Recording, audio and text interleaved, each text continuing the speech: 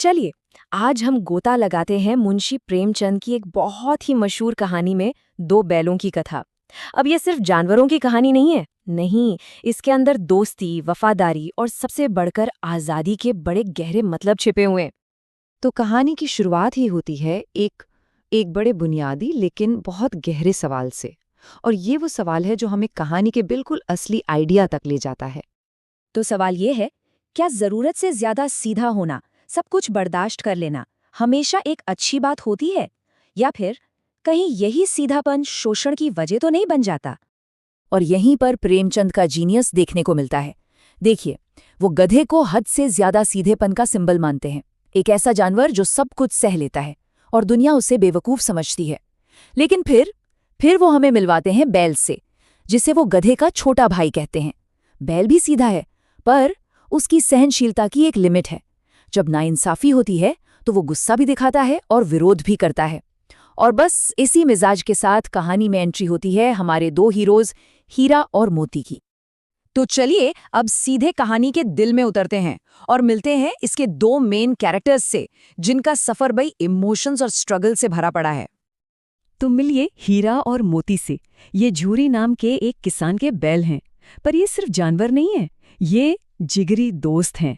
और इनका एक दूसरे के लिए जो प्यार है, जो समझ है, वो बस देखने लायक है। उनका रिश्ता वाकई बहुत खास था। वो एक दूसरे से बिना कुछ बोले एक मूक भाषा में बात कर लेते थे, मन की बात समझ जाते थे। अरे जब उन्हें हल में जोता जाता था ना, तो दोनों की यही कोशिश रहती कि ज्यादा से ज्यादा बोझ मेरी गर्दन पर आए, मेरे दोस्त को आराम मिले। ये दिखाता है कि उनकी दोस्ती कितनी गहरी और सच्ची थी। पर उनकी ये खुशहाल जिंदगी पूरी तरह बदल जाती है जब उनका मालिक झूरी उन्हें अपने ससुराल भेज देता है। और वहां उनका जो नया मालिक है गया, वो उन पर बहुत जुल्म करता है, उन्हें मारता पीटता है और खाने को बस रूखा सूखा भूसा देता है। और इसी मुश्किल हालात में दोनों के अलग अलग पर्सनालिटी उभर कर सामने आती है। एक तरफ है हीरा, जो ज्यादा सहनशील है, शांत स्वभाव का, वो कोई भी कदम उठाने से पहले 1000 बार सोचता है।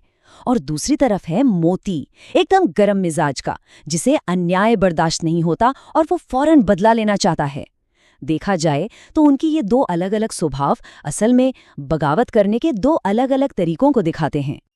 अच्छा, कहानी में आगे बढ़ने से पहले चलिए 1 मिनट रुकते हैं और उस महान लेखक को जानते हैं जिसने ये कहानी लिखी है, क्योंकि उनकी अपनी जिंदगी और उनके विचार इस कहानी में बहुत गहराई से झलकते हैं। मुंशी प्रेमचंद, जिनका असली नाम था धनपत राय, वो सिर्फ एक कहानीकार नहीं थे, वो एक समाज सुधारक थे, एक स्वतंत्रता सेनानी थे। आप सोचिए, उन्होंने गांधी जी के नॉन कोऑपरेशन मूवमेंट में शामिल होने के लिए अपनी सरकारी नौकरी तक से इस्तीफा दे दिया था। उनकी अपनी जिंदगी संघर्षों से भरी थी और शायद इसीलिए उनमें आम आदमी के दर्द को समझने और उसे अपनी कहानियों में उतारने की एक कमाल की काबिलियत थी।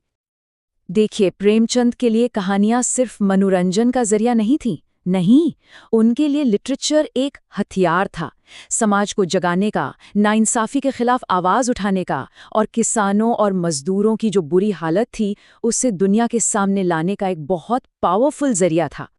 तो चलिए अब कहानी की असली परतों को खोलते हैं और इसके पीछे छिपे गहरे पॉलिटिकल मतलब को समझते हैं। असल में हीरा और मोती की ये पूरी जर्नी भारत के स्वतंत्रता संग्राम का, यानी फ्रीडम स्ट्रगल का एक जबरदस्त सिंबल है। जैसा कि कहानी में कहा गया है, आज़ादी आसानी से नहीं मिलती, उसके लिए बार बार लड़ना पड़ता है। और बस यही एक लाइन इस कहानी को जानवरों की कहानी से कहीं ज्यादा बड़ा बना देती है। ये इसे सीधे सीधे आज़ादी की लड़ाई की भावना से जोड़ देती है। तो गया के घर से भागने की एक और कोशिश के बाद हीरा और मोती पकड़े जाते हैं और उन्हें एक कांजी हाउस में, यानी जानवरों के कैद खाने में बंद कर दिया जाता है।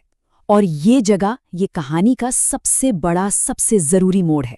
यहीं पर उन्हें अपने सबसे बड़े चैलेंज का सामना करना है। यहीं आकर कहानी का जो गहरा मतलब है वो खुलकर सामने आता है। देखिए, हर किरदार, हर जगह किसी न किसी चीज का प्रतीक है। हीरा और मोती, वो है भारत की आम जनता।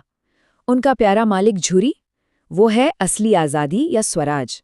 जालिम गया, वो है अंग्रेजी हुकूमत।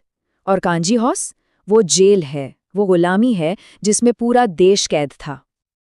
अब कांजी हाउस के अंदर जो होता है वो एक छोटी मोटी क्रांति जैसा है। पहले हीरा बाकी जानवरों को मरता हुआ देखकर हिम्मत करता है और कच्ची दीवार तोड़ना शुरू कर देता है, पर उसे पकड़ लिया जाता है और मोटी रस्सी से बांध देते हैं। तब मोती, जो चाहता तो भाग सकता था, अपने दोस्त के बिना जाने से मना कर देता है। वो दीवार पर इतनी जोर से टक्कर मारता है कि उसे तोड़ ही देता है।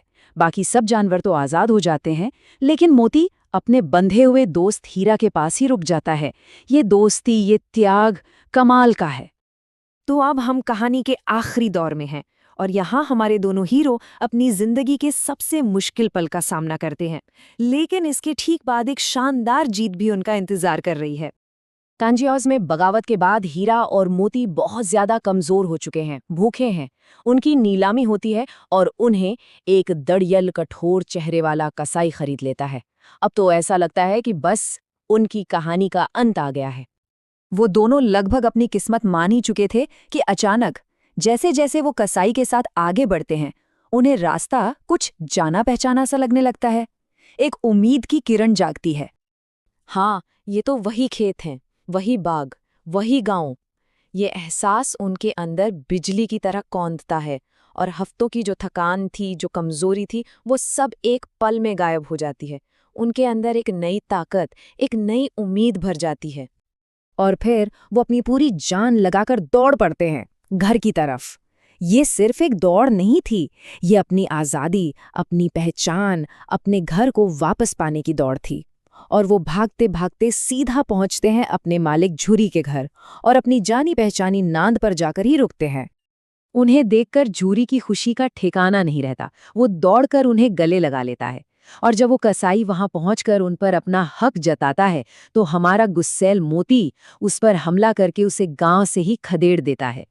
ये सिर्फ घर पहुंचना नहीं था, ये अपने घर पर, अपनी आज़ादी पर अपना हक जताना था। कसाई चिल्लाता है कि ये बैल मेरे हैं, मैंने इन्हें खरीदा है। लेकिन झूरी बस एक बात कहता है, ये मेरे दरवाजे पर खड़े हैं। और ये लाइन ही अपने आप में सबसे बड़ा सबूत है। उनका अपने घर पर होना ही उनकी मिल्कियत का, उनके अपनेपन का सबसे बड़ा सबूत था।